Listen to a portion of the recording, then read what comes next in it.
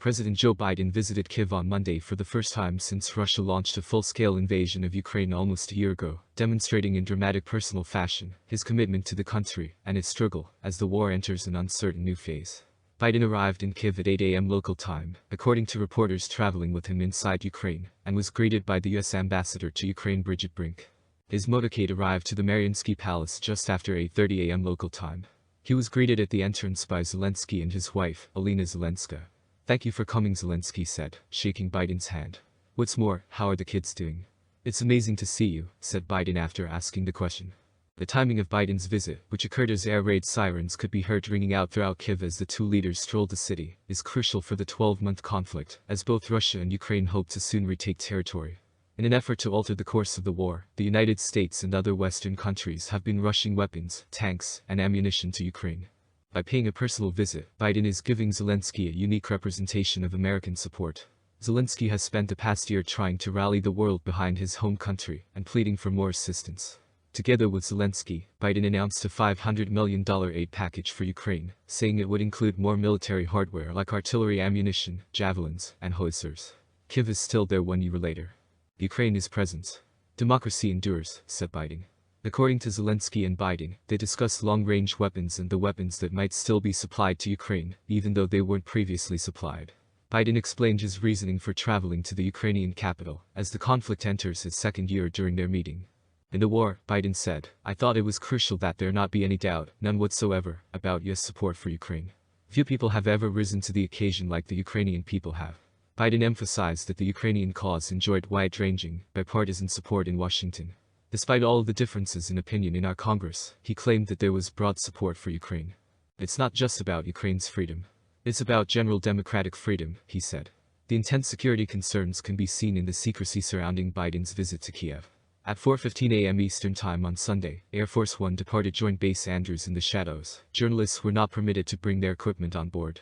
The trip was not listed on Biden's public schedule, and White House representatives insisted repeatedly last week that a trip to Ukraine was not planned. Before leaving on Saturday night, Biden had dinner with his wife in Washington. The next time anyone saw him was when he arrived in Kyiv on Monday morning. The visit on Monday was distinct from previous presidential trips to Iraq or Afghanistan, because Ukraine is a war zone that is currently raging, and over which the U.S. military has no authority. Earlier in the year, the White House had repeatedly rejected a visit. National Security Advisor Jake Sullivan, Deputy Chief of Staff Jan O'Malley Dillon, and Personal Assistant Annie Tomasini are among Biden's relatively small group of companions. His first trip outside of Ukraine since the war started, Zelensky himself traveled to Washington in December to meet Biden in the Oval Office and address a joint session of Congress. Months ago, the Ukrainian president extended an invitation to Biden to travel to Kyiv, saying he thought it was crucial for the U.S. president to observe the situation firsthand. On February 14, 2023, Ukrainian soldiers on the front lines of the ongoing Russian-Ukrainian war load ammunition onto tanks near the towns of Volodar and Marinka. Live updates regarding Russia's conflict in Ukraine in April. Zelensky told CNN's Jake Tapper, "I think he's the leader of the United States, and that's why he should come here to see." Zelensky said his invitation for Biden to visit Ukraine remained open as recently as last week, even though he acknowledged there were other ways for them to communicate. "President Biden and I occasionally get together. You're aware that the president has been invited. He will likely be pleased to go to Ukraine if given the chance, in my opinion. In order to support our country, that would be a crucial signal," Zelensky said on February 15. The journey occurs before Biden's anticipated 2-day visit to Poland.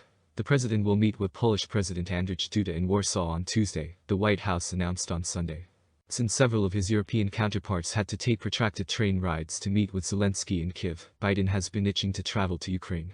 In order to show their support, a number of world leaders have visited the nation, including former British Prime Minister Boris Johnson, Canadian Prime Minister Justin Trudeau, German Chancellor Olaf Scholz, British Prime Minister Rishi Sunak, and British President Rishi Sunak.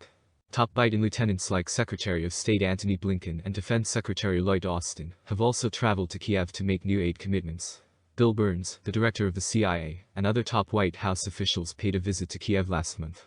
Even Dr. Jill Biden, the vice presidential candidate's wife, paid an unexpected visit to a small Ukrainian city on Mother's Day last year. At a former school that had been turned into a temporary residence for 48 displaced Ukrainians, including children, she met Zelenska. However, Biden had been prevented from traveling similarly due to security measures. Even though Biden claimed he had expressed interest in traveling across the border when he visited Poland in April of last year, the White House did not even consider the possibility. He said at the time, "They will let me understandably, I guess, cross the border and look at what's going on in Ukraine." Biden is attempting to show the world his commitment to Ukraine as the war approaches its one-year anniversary on February 24, even though it is still unclear how long US and Western resolve will last. Biden mentioned that this was his 8th visit to the city, when asked about the significance of his presence there. According to Biden, each time more significant. Zelensky needed to know that the US is here to stay, he continued, so that's why he was there. "We're staying," Biden declared. Privately, US officials have expressed hope that the massive influx of weapons to Ukraine, which includes new vehicles, longer-range missiles, and Patriot air defense systems, will help Ukraine win the battle, giving Zelensky a better chance to succeed. However, it is still unknown what conditions Zelensky might be willing to accept in any peace talks, and the US has steadfastly refused to define what a settlement may entail, beyond saying that Zelensky will make the decision. Additionally, US worries about China's military assistance to Russia are growing, which is why Biden is visiting Ukraine. On Saturday, American officials told CNN that they have recently started noticing disturbing trends, and that there are indications Beijing is attempting to creep up to the line of secretly giving Moscow lethal military support. The officials declined to go into detail about the intelligence that the US has obtained that suggests a recent change in China's posture, but they claimed that US officials were sufficiently concerned about the information that they shared it with allies and partners at the Munich Security Conference over the past few days. According to officials, Blinken brought up the subject when he spoke with Wang Yi, his Chinese counterpart, on Saturday outside of the conference. This week, Wang, who was appointed last month as the top foreign policy advisor to Chinese President Xi Jinping, is anticipated to arrive in Moscow. This will be the first trip to Russia by a Chinese official in that capacity since Russia's invasion of Ukraine. The visit of Wang will give China and Russia the chance to advance their strategic alliance and exchange views on international and regional hotspot issues of shared interest, a catch-all phrase frequently used to allude to issues like the conflict in Ukraine.